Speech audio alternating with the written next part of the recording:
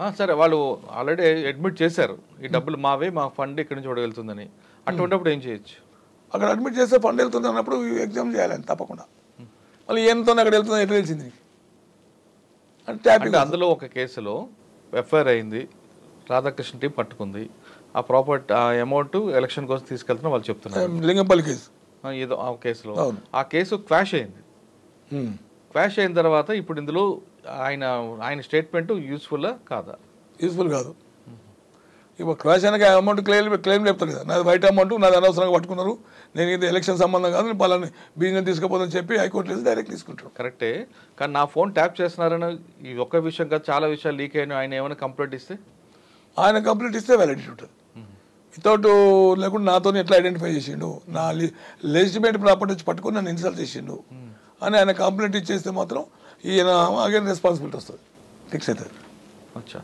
కానీ మీకు election commission కూడా ఫోన్ ట్యాపింగ్ చేసి ఫండ్ పట్టుకోమని ఇక్కడ చెప్పలేదు కదండి చెప్పదు ట్యాపింగ్ చేయమని ఎవరు చెప్పారండి చెప్పరు కదా అవును డబ్బులు ట్రాన్స్ఫర్ అవుతున్నప్పుడు పట్టుకోమంది వెహికల్ చెక్ చేసి పట్టుకోమని చెప్తారు తప్ప కానీ వాళ్ళ ఇంట్లో ఇంట్లో బాత్రూంలో కెమెరా పెట్టి చుట్టుముట్టు కెమెరాలు పెట్టి ట్యాప్ అయినామని పట్టుకొచ్చి పెట్టి అది ఎలక్షన్ కమిషన్ చెప్పదండి చెప్పదు కాబట్టి ఈయన ఇప్పుడు ఎవరైతే 3 పేర్లు చెప్పారు రాధాకృష్ణ వాళ్ళ ముగ్గురు పోలీస్ కంప్లైంట్ ఇచ్చి మాకు తెలియకుండా మా ఫోన్ ట్యాప్ చేసాడని కంప్లైంట్ ఇస్తే అది వాల్యుబుల్ కాదా వాల్యుబులే ఇప్పుడు అమౌంట్ సీజ్ అది డిఫరెంట్ అది ఎలక్షన్ పాయింట్ ఆఫ్ వ్యూలో ఈ ట్యాప్ చేయడం అనేది వాళ్ళు చెప్తారు కదా వ్యాలిడ్ ఉంటుంది వాల్యుబుల్ ఉంటుంది ట్యాప్ చేసి పట్టుకున్నాను ఆల్రెడీ ఇచ్చాడు కదా రిపోర్ట్ ఎవరు ఈయన ఇచ్చిండు రాధాకృష్ణ కానీ వాళ్ళ స్టేట్మెంట్ రికార్డు కోరాపరేషన్ వస్తుంది ఓకే వాళ్ళు డినై చేస్తే అట్లా కాదు అందుకని సార్ ఫైనల్గా చెప్పండి ఈ కేసు ప్రాపర్గా వెళ్ళాలి అంటే ఒక శిక్ష పడే విధంగా వెళ్ళి ఇంకొక వాళ్ళు ఇటువంటి పని చేయకుండా మెసేజ్ పోవాలంటే ఏం చేయాలి లేదు ఇది కేవలం మీడియాలో హడావడి చేసి కొంతకాలంకి టుస్ అనిపిస్తే ఏం చేయాలి దీపావళి టపాసులకు చూస్తుంటే కథం అయిపోతుంది అనుకుంటే మాత్రం వేస్ట్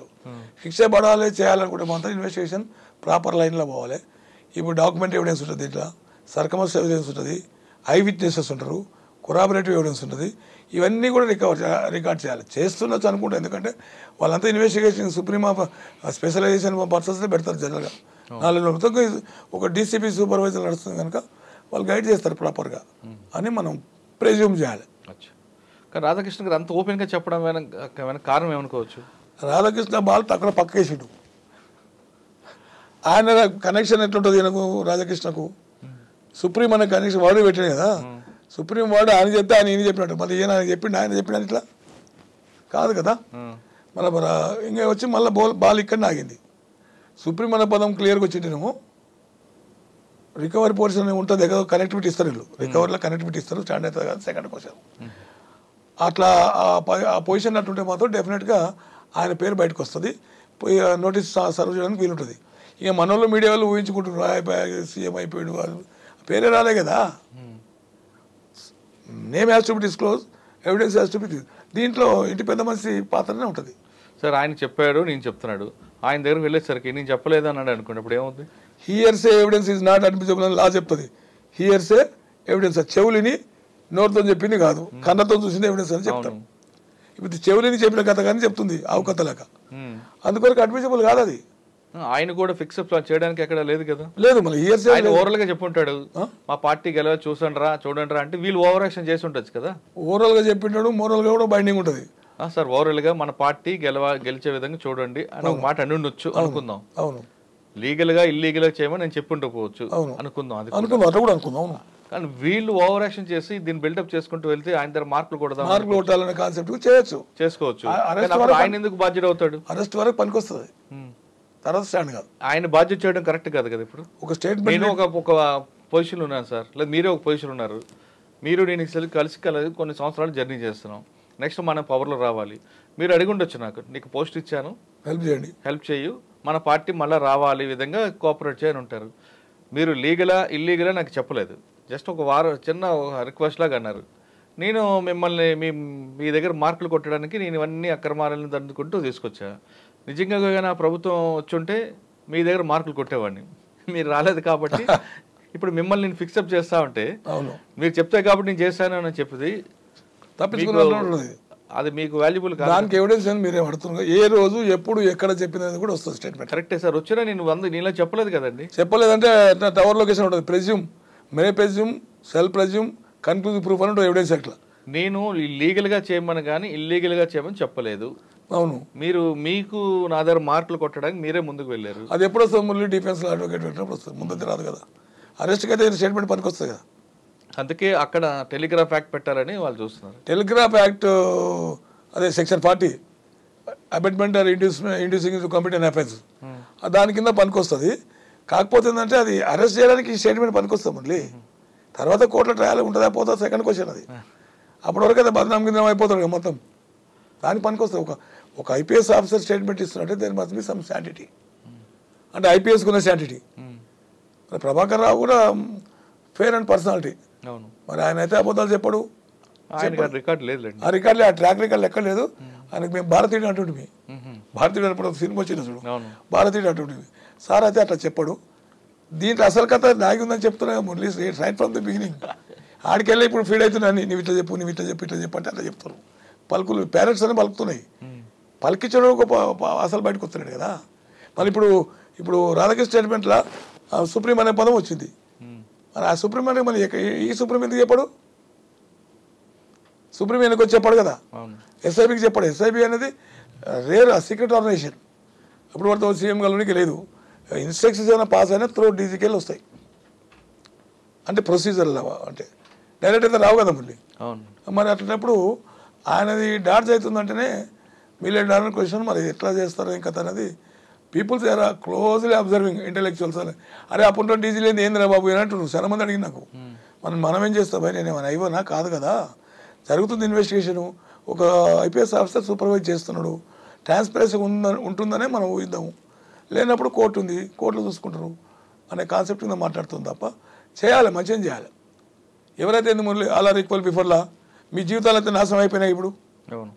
మంచి మంచి ఆఫీసర్ వాళ్ళు, భుజనరావు కానీ, తర్వాత రాధాకృష్ణ కానీ, అందరు తిరుపతి అన్న కానీ, మల్లు కానీ, ఆల్ రైట్ గుడ్ ఆఫీసర్స్. వాళ్ళ రెప్యుటేషన్ కాదు మొత్తం బొందలో కలిసిపోయింది. వాళ్ళు కాదు సార్, అసలు వాళ్ళ కుటుంబం ఎంత బాధపడుతుంది. నాది ఒక రిక్వెస్ట్ ఏంటంటే మీడియాకి, సోషల్ మీడియా పర్సనల్ లైఫ్స్ గురించి చెప్పొద్దు మురళి.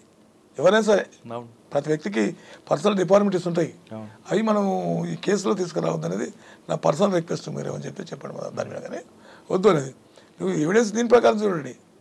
ఎందుకంటే మంచి ఆఫీసర్ వాళ్ళ లైఫ్ నాశనం చేసుకుని కదా.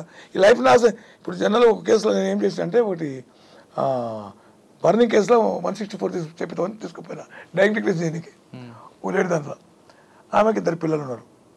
ఆడికి పోయిన తర్వాత ఆమెను అడిగాడు, ఏమమ్మా నీ అసలు భర్త పెట్టెలు వచ్చి చంపినాడు, కారణం పోసిన. ఆడ అడిగితే మా భర్త చాలా మంచివాడు, మా భర్త ఎలాంటి ఎన్నడూ సతాయించలేదు, నాకే మానసిక కారణాల వల్ల నేనే ఇది చేసుకుంటున్నా అని చెప్పే. ఇంకా స్టేట్మెంట్ అంతా ఉల్టా ఉంది. ఇక్కడ పేరెంట్స్ మేజిస్ట్రేట్ గారు ఆ రోజు అన్నాడు, అరే చచ్చిపోయేటప్పుడు నిజం చెప్పి చావాలి కదా భయ్, చనిపోయేటప్పుడు నిజం చెప్పి చావాలి కదా. పాపం స్త్రీ చాలా గొప్పది అండి, మమకారం మీద పిల్లల మీద మమకారం. నేను పోతే పోతా, ఎట్లా బతుకను, పిల్లలన్నా ధర్మారుడు మంచిగా చూసుకుంటున్న కాన్సెప్ట్ కింద ఆ స్త్రీ అంత గొప్ప సాక్రిఫైస్ చేసింది అని ఒక పెద్ద మాట మాట్లాడాడు. ఇప్పుడు వీళ్ళు గొంతులకు వస్తున్నారు కదా, వీళ్ళ రెప్యుటేషన్ దెబ్బతిన్నది. వాళ్ళ రెప్యుటేషన్ కదా సార్, అసలు వాళ్ళ కుటుంబం, ఫ్యామిలీస్, పిల్లలు, చుట్టుపక్కల అందరూ. ఎందుకు వీళ్ళు ఏదైనా మీ పోలీసులు ఎలాగుంటుందండి సార్, పవర్లు ఉన్నప్పుడు మావాడు అని అందరూ వస్తారు మొత్తం సార్, కింద పడగానే అందరూ చుట్టాలు. అందుకొరకు అది వీళ్ళంతా దాపెట్టుకుని ఉండాల్సిన అవసరం. వీళ్ళందరికీ ఆయన దగ్గరనే ఆ బాస్ సుప్రీం, వీళ్ళందరి దగ్గరనే మా డిపార్ట్మెంట్ సుప్రీం, వీళ్ళందరి దగ్గర వీళ్ళంతా శిశులే అక్కడ. అప్పుడు ఇన్స్ట్రక్షన్స్ ఏమైనా ఉన్నాయని నేను సస్పెక్ట్ చేస్తున్నాను. మీకు అందరికి ఎందుకు రా పోయిరా పోటీ ఇట్లా, నేను మళ్ళీ బతికిస్తా, మళ్ళీ మీకు ప్రమోషన్ ఇస్తా, మీరు మళ్ళీ మిమ్మల్ని జనజీవన సంస్థలు కలుపుతానే ఒక వర్డ్ ఇచ్చినట్లు కనిపించింది నాకు. కనిపిస్తుంది వినిపిస్తుంది కూడా. రాధాకృష్ణ గారు చెప్తున్నట్లుగా పొలిటికల్ సుప్రీం కాదు, పోలీస్ సుప్రీంను పట్టుకోవాలంటున్నారు సర్వేశ్వరరెడ్డి గారు. పొలిటికల్లా పోలీస్ అని కాదు, కానీ ఇప్పుడు అరెస్ట్ అయిన వారి జీవితాలు మాత్రం వాళ్ళ కుటుంబాలు చాలా మానసిక క్షోభ గురవుతున్న విషయం చాలా అర్థమవుతుంది.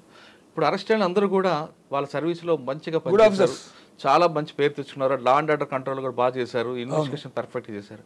కానీ అన్ఫార్చునేట్లీ ఈ సంఘటనలు ఇరుక్కోవడం, పై ఆఫీసర్ చెప్పింది మాట వేదం అనుకుంటూ ముందుకు వెళ్తే ఏం జరుగుతుందో అనే దానికి ఈ నలుగురు కేస్ స్టడీ ఒక బెస్ట్ ఎగ్జాంపుల్ అంటున్నారు సర్వేశ్వరరెడ్డి గారు. ఇకపైనా సరే పై ఆఫీసరు మనవాడ, మన కొలుపోడా, మన ఊరోడా అని చెప్తే మాత్రం వాళ్ళు చెప్పింది ఓరల్గా చెప్పింది వినద్దు, బై డాక్యుమెంట్ అయితేనే వినండి, లేదంటే ఇటువంటి వాళ్ళ పరిస్థితి మీకు కూడా ఎదురే అవకాశం ఉందంటూ కింద ఇప్పుడు డిపార్ట్మెంట్లో ఉన్న వాళ్ళకి రాజు సర్వేశ్వరరెడ్డి అంటున్నారు. ఇప్పటికైనా సరే పోలీసులు ప్రాపర్ ఇన్వెస్టిగేషన్ చేయాలి, కేవలం హడావుడి చేయకుండా సీజర్ అనేది కరెక్ట్గా ఉంటేనే కేసుల కన్విక్షన్ వస్తుంది, లేకపోతే కేసు క్వాష్ అయ్యే అవకాశం ఉంది. కాబట్టి ఇప్పుడున్న ఐఓలు కూడా, ఇప్పుడున్న ఆఫీసర్లు కూడా ఎవరు ప్రలోభాలకు లొంగకుండా, ఎవరు ఆదేశాలకు మాత్రం కాకుండా కేసులో ఇన్వెస్టిగేషన్లో ఏ విధంగా వస్తుంది, ఎవిడెన్స్ కరెక్ట్గా వెళ్తేనే ఆ విధంగా వెళ్ళాలి. కానీ లేదు మనకి గతంలో సతాయించాడు కాబట్టి వీళ్ళకు కూడా సతాయిద్దామనే భావంతో వెళ్తే మీకు కూడా ఇటువంటి పరిస్థితి ఎదురే అవకాశం తెలుస్తుంది. ఇది సర్వేశ్వరరెడ్డి గారితో ఎక్సలెంట్ ఇంటర్వ్యూ. వచ్చే ఇష్యూలో మళ్ళీ కలుద్దాం. అంతవరకు నమస్తే. Thank you sir. నమస్తే.